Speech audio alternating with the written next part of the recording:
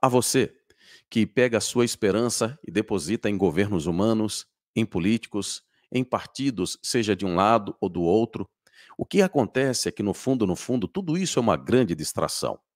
Não que a política não tenha relevância, a política tem uma relevância, ela é importante. No entanto, ela cumpre um papel ainda mais perigoso. À medida que você está envolto demais no universo da política, à medida que você está disputando demais que lado fala a verdade, que lado está mentindo, quando você toma um partido e você concentra a sua energia demais, você entra num processo de distração e você acaba sendo distraído de qual é a real solução para os problemas da humanidade. E eu vou te apontar no vídeo de hoje qual é a solução para tudo isso. Você sabia que Deus, sim, Deus, tem um governo com deputados, com senadores e com um presidente? Talvez isso seja uma grande novidade para você. E eu até entendo. Muitas pessoas não tiveram acesso ao conhecimento da Bíblia, muitos por não lerem, alguns por lerem e não entenderem, e outros por se colocarem na mão de líderes religiosos inescrupulosos, pastores de si mesmo, pessoas que não têm o mínimo de compromisso em ajudar você, do outro lado, a ter o conhecimento verdadeiro, transparente, cristalino da palavra de Deus. O meu compromisso com você é que você tenha acesso às informações mais preciosas, mais profundas, mais verdadeiras possíveis da palavra de Deus. Jesus diz que aquilo que brota da Bíblia, o conhecimento que brota da Bíblia, é como uma água que pode dar vida eterna para você, e isso pode significar a sua salvação e a salvação de toda a sua família. Portanto, vamos fazer a consideração de um texto que vai ser a coluna vertebral de todo o nosso vídeo de hoje. Jeremias, capítulo 29, versículo 11. Talvez você me conheça, meu nome é Adalex Góes, eu sou um jornalista conhecido por fazer análises políticas, mas muito mais importante do que isso é o meu trabalho que fiz durante quase 40 anos como instrutor da Bíblia, da Palavra de Deus. A partir de hoje, eu vou passar a publicar vídeos e vou tentar ajudar você a ter acesso a um tipo de conhecimento e informação que dificilmente você tenha tido essa oportunidade na sua vida até o dia de hoje. E eu sei que essa é uma promessa audaciosa, mas eu tenho certeza absoluta que você mesmo vai chegar a essa conclusão à medida que começar a acompanhar esses vídeos. Jeremias capítulo 29, versículo 11, o profeta diz assim: Pois eu mesmo conheço bem os pensamentos que tenho a vosso respeito, pensamentos de paz e não de calamidade, para dar-vos um futuro e esperança. Essa é uma das verdades fundamentais que é desconsiderado pela grande maioria da humanidade. Deus, usando o profeta Jeremias, falando especificamente ali para a nação de Israel, mas por extensão, mostra o pensamento de Deus em relação à forma como ele conduz a humanidade.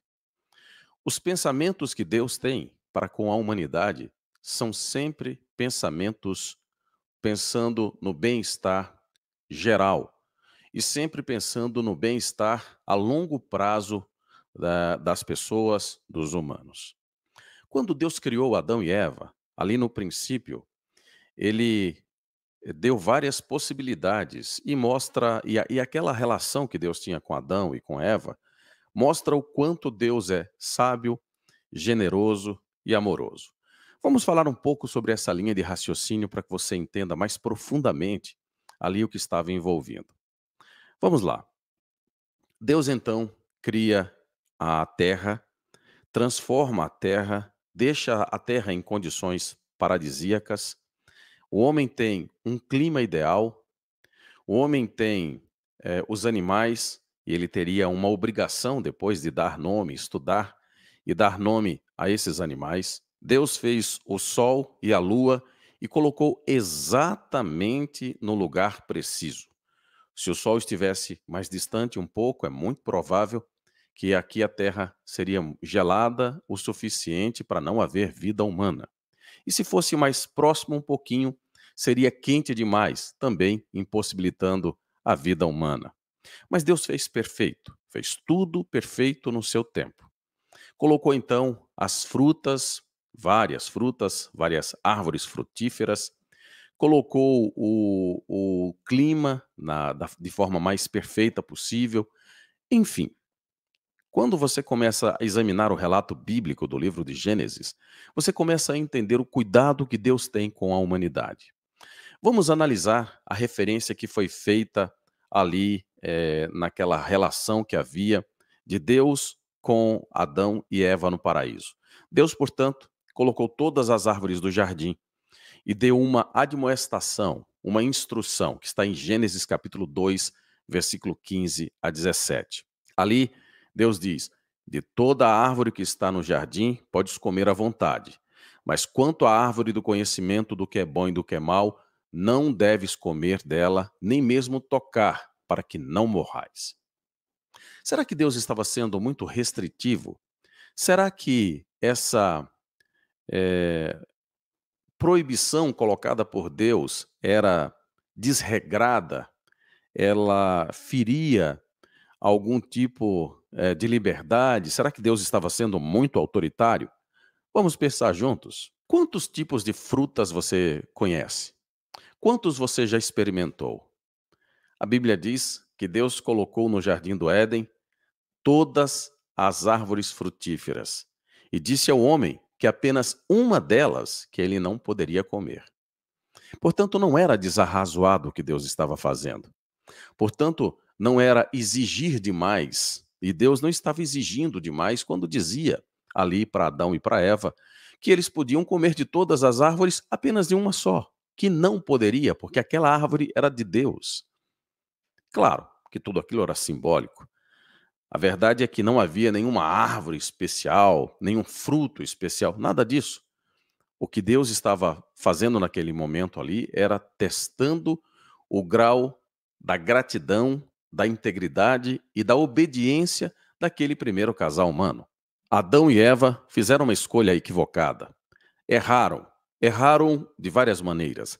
Erraram por serem ingratos, erraram por serem desobedientes, erraram por acreditar em uma serpente, né, ali uma pessoa espiritual, Satanás, e em mostrar que não tinham apreço por todas aquelas provisões que Deus havia feito, por ter colocado um paraíso, por ter dado a Adão uma companheira, por dizer a Adão que eles deveriam ter filhos e encher a terra e ter uma vida fantástica em um paraíso.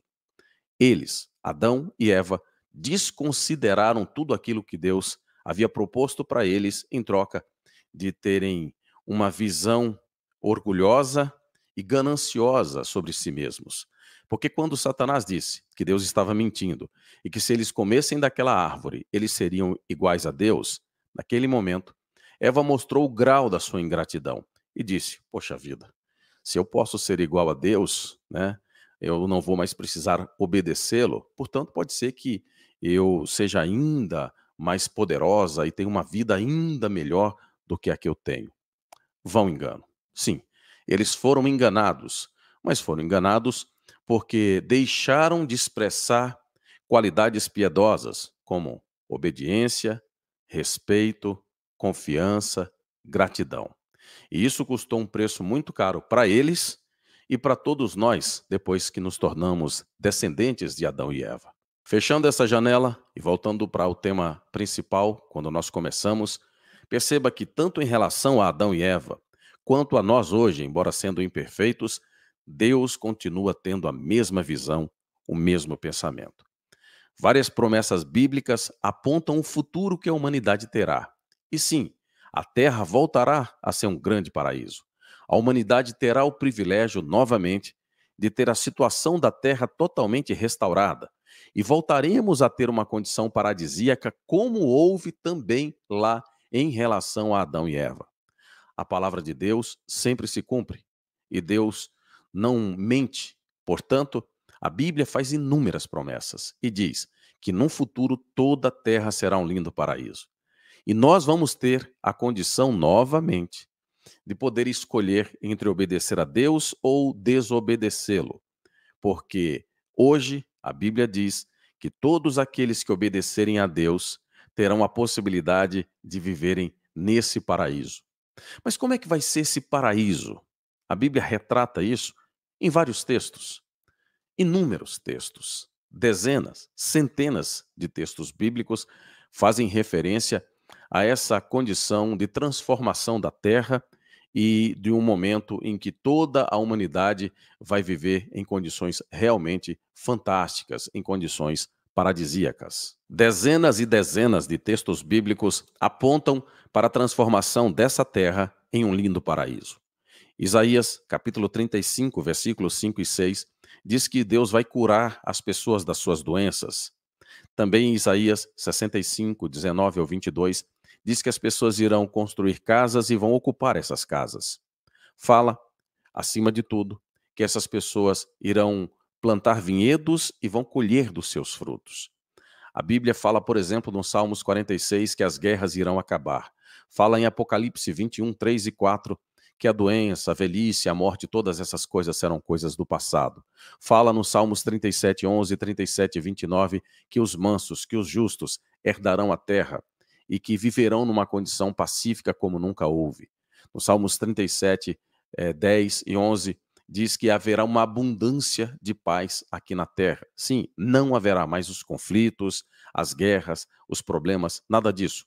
Tudo isso será de fato, definitivamente, coisa do passado.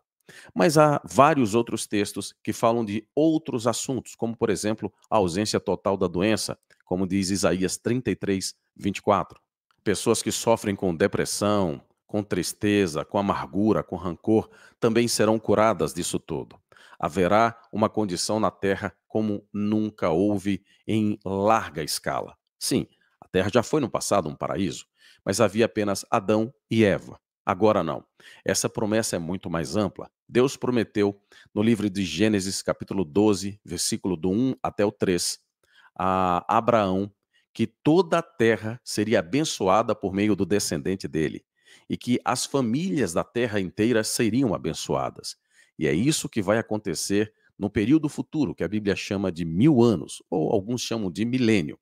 Durante esse período, quando Jesus assumir o comando da terra e governar a terra durante esse processo, todas essas mudanças irão acontecer.